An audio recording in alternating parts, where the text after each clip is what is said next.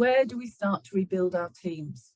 So I've come up with a few ideas of how you can actually get started, some of the things that we can start to do. First of all, everybody needs to know the plan. Rebuilding teams can be difficult. Everyone needs to know the plan, your expectations, and your intentions. Then it's giving those clear expectations around communication. Set processes and guidelines for communication. What platforms will be used? When should teammates use what form of communication? When should they pick up the phone? When should they use webcams? When can they switch webcams off, etc.? Clear expectations around processes and technology. So create opportunities for small group and cross-location work. People in the office need to have webcams and use them. Because if you're having a whole team meeting, people, if one person, the rule of best practice with this is if one person is joining a meeting remotely, everyone else should join from their own PC, laptop, using a webcam. That way, it creates equality in the room. Diarise time for getting together. Don't create exclusionary activities. So when you're planning something, just double check that actually everybody's got equal access to partake in this, irrespective of the location.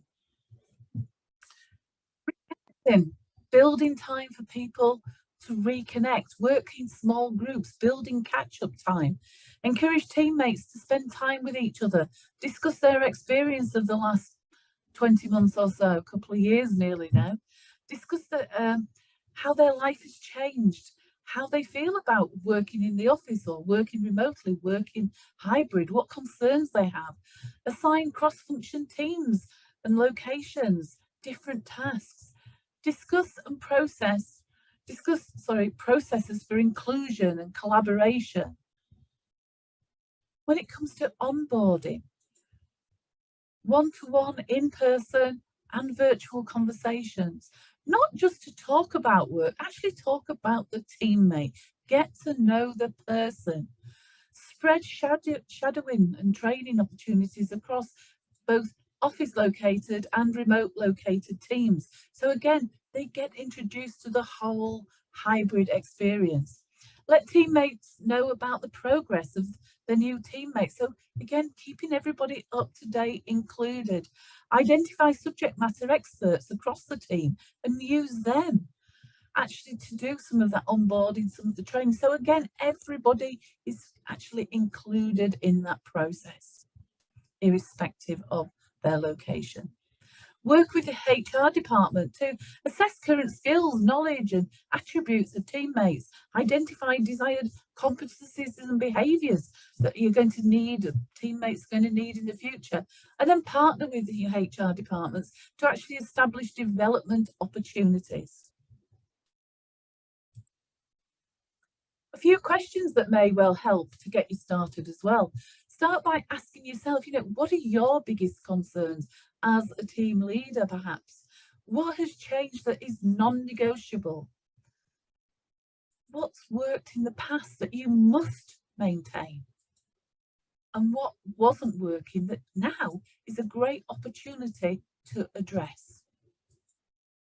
And then ask your teammates, what has changed in their life? What will need to change as a result of the situation we're now in? How do you envision their work? How do they envision their work, should I say? Have their goals and priorities, have they actually changed?